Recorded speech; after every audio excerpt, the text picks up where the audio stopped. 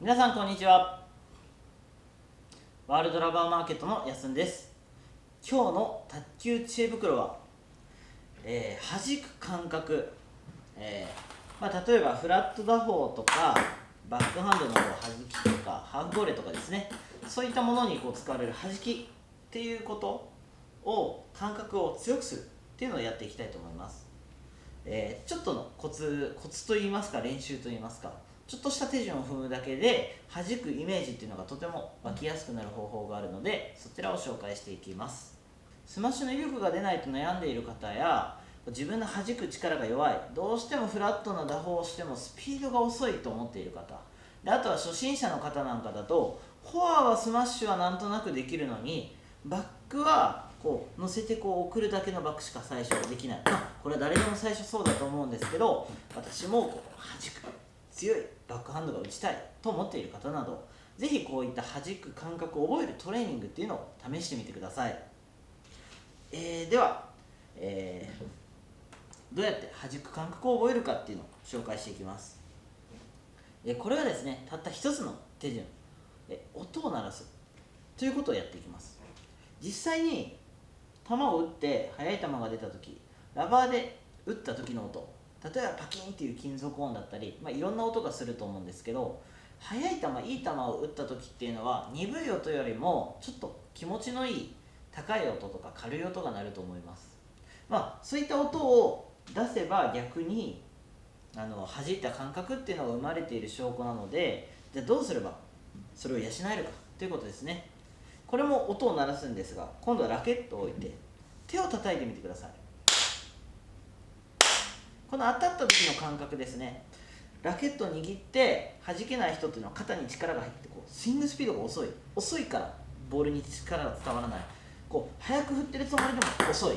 逆に速い人っていうのは力を抜いていてもこうやって速く打てるっていう特徴があるので、この音を鳴らす感覚、手を鳴らす感覚にとても似ています。もっと言えば、ちょっとあまり良くない表現かもしれないんですけど、ビンタとかをする感じ、どうしても肩に力が入って、こんなビンタじゃ痛くない、いい音も鳴らないし痛くない。逆にしっかり力を抜いて腕をパンと振れば、きっとこういう感じだったら痛いと思います。音もしっかり鳴ると思います。そういうイメージで、こうやって最初は手を叩くっていうのでいいので、バックも同じですね。こういうのじゃなくて、パンパンパンって音を鳴らせる感じっていうので、イメージを作ってから球を打つ。もちろん最初はミスしてもいいです。まずは感覚を覚えるので、音を鳴らす感覚を身につけるためにミスをしてもいいです。まずはしっかり音を鳴らして速い球、ボールに力が伝わるような打ち方っていうのができればいいので、ミスは気にしなくてもいいんですけど、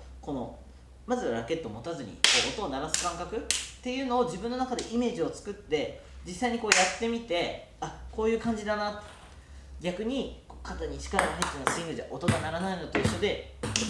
いい音鳴らないなっていうのをちょっと実感して、力を抜いてパーンってやるようなイメージを作ってから、ラケットを握っても同じようにやってみるっていうようなトレーニングをしてください。実際にこれをやると、本当かなって半信半疑になるようなとても簡単な内容なんですが、実際これをやるとスマッシュが打てないって悩んでいた方が、あれ打てたっていうようなことが実際に何回もあります。こうやって私も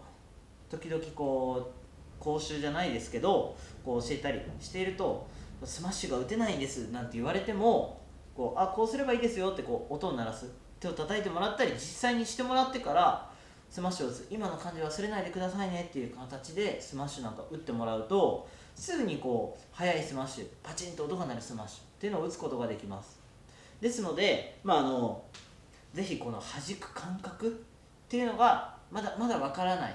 方とか、スマッシュスピードが出ないななんて思っている方は、ぜひこの方法をやってみて、本当に家でもイメージを作ることができますし、実際に卓球台の前でちょっとやってイメージを作ることもできますし、本当に簡単なので、ぜひこの方法をやって弾く感覚覚えてほしいなと思います。もちろん初心者の方、スマッシュできない方、バックで弾きたいと思っている方